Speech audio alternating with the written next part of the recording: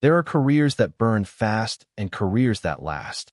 And then there are careers like Christy McNichols, which did both at once. For a stretch of the late 1970s and early 1980s, she was one of the most recognizable young performers in America, an actress who won 2 Emmy Awards before she could legally vote and who then, at the peak of her visibility, walked away from the industry entirely. Her story isn't a cautionary tale about fame destroying a life. It's closer to the opposite, a story about someone who used fame, survived it, and eventually chose something quieter and more honest instead. Christina Ann McNichol was born on September 11, 1962, in Los Angeles, growing up alongside her older brother Jimmy in a household shaped by her parents' divorce when she was still very young.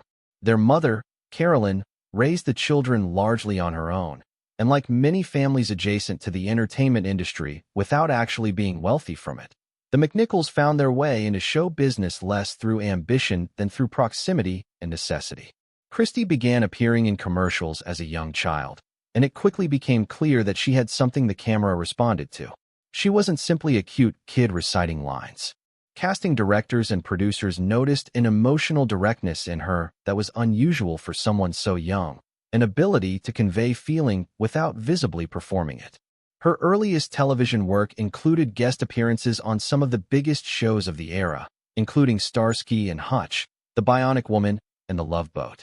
These were the kinds of small, recurring roles that build a young actor's resume without demanding too much of them, and McNichol used that period efficiently. Her first real shot at a series regular role came in 1974 with Apple's Way, a short-lived family drama. It wasn't the show that made her famous, but it proved she could carry a character across multiple episodes, and it put her in front of producers who would soon offer her something bigger. In 1976, McNichol was cast as Letitia Buddy Lawrence in the ABC drama Family, and that role changed the entire trajectory of her career. Family wasn't a typical sitcom built around tidy resolutions and canned laughter. It was one of the first primetime dramas to take teenage characters seriously, treating adolescence, divorce, identity, and family conflict as subjects worth exploring with nuance rather than as punchlines.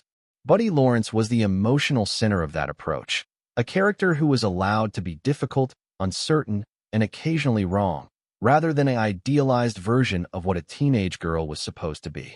McNichol's performance earned her 3 consecutive Emmy nominations for Outstanding Supporting Actress in a Drama Series, and she won the award twice, in 1977 and again in 1979.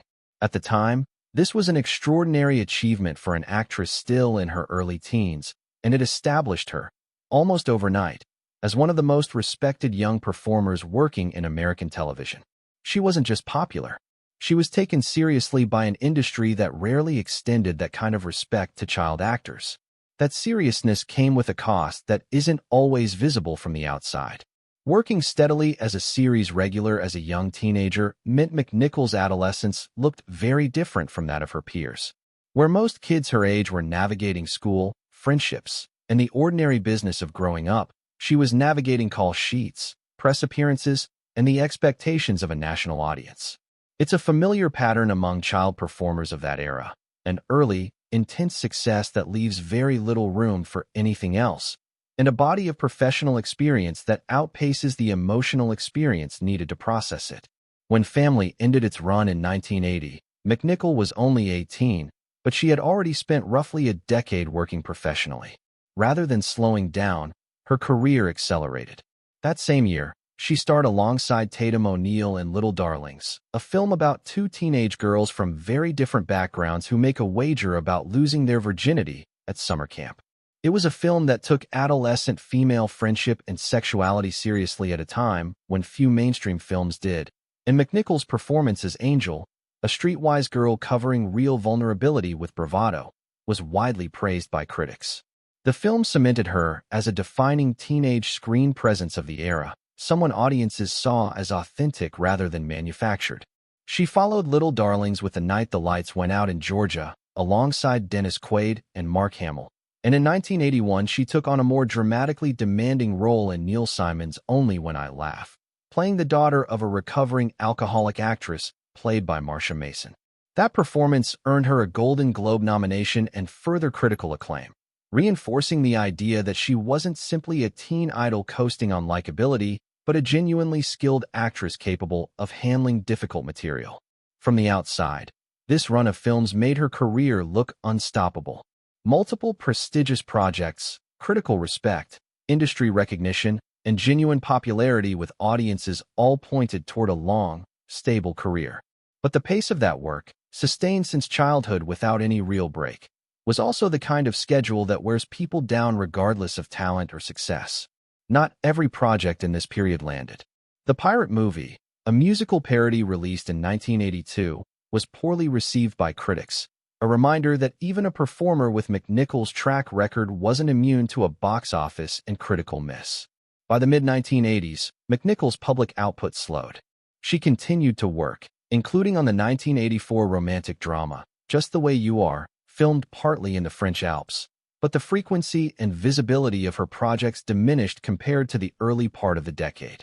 In the years that followed, she has spoken publicly, though selectively and largely on her own terms, about struggling with what would eventually be diagnosed as bipolar disorder, a condition that affects mood regulation and can involve significant depressive and manic episodes. In interviews given years later, she has described this period as an exceptionally difficult one, though she has generally chosen not to detail every private struggle for public consumption, and it would be inaccurate and unfair to invent specifics she hasn't chosen to share.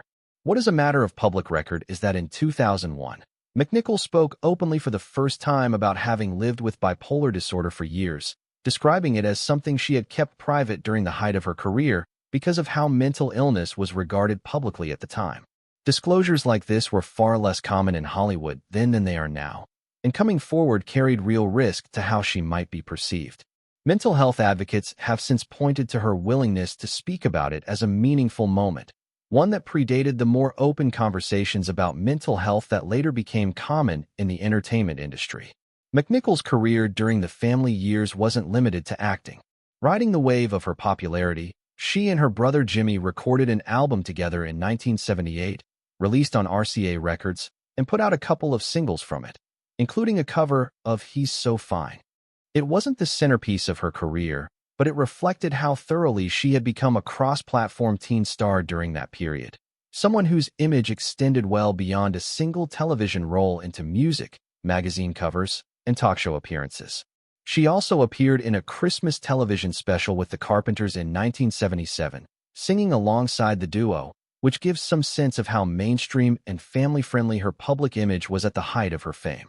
Jimmy McNichol's career followed a broadly similar arc to his sister's, built on some of the same commercials and guest appearances that launched her, though he never reached quite the same level of visibility or critical recognition. What matters more for Christie's story is that Jimmy remained a consistent presence in her life, well beyond their shared start in commercials.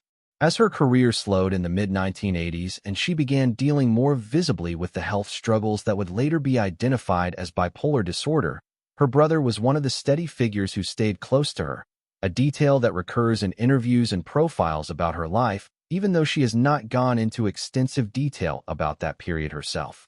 It's a reminder that behind the public narrative of a solo career, there was a family relationship that outlasted the industry that first brought them together as children. One of the more distinctive features of McNichol's filmography is how rarely she played the same type of character twice. Her film debut came in 1978 in The End, a dark comedy alongside Burt Reynolds, a very different register from the dramatic material she was doing on Family at the same time.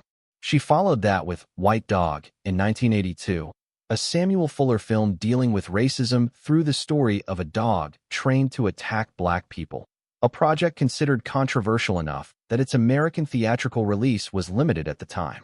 That she took on a film willing to handle that subject matter directly, rather than sticking to safer teen-oriented projects, says something about the kind of range she was interested in pursuing as a young actress, even as the marketplace mostly wanted her